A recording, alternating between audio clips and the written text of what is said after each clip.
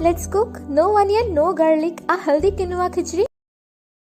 Heat the pan, add olive oil, then cumin, grated ginger, slitted green chilies. Saute this. After that, add tomatoes. Again, saute this. Add salt, turmeric powder, coriander powder, cumin powder, and Kashmiri red chili powder is completely optional. Then add your favorite veggies like zucchini, cabbage, potatoes. You can add broccoli, cauliflower, peas also. Then add the overnight soaked quinoa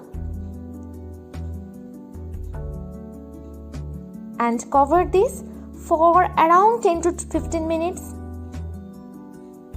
After 15 minutes, our healthy weight loss quinoa khichdi is ready to serve. Thank you.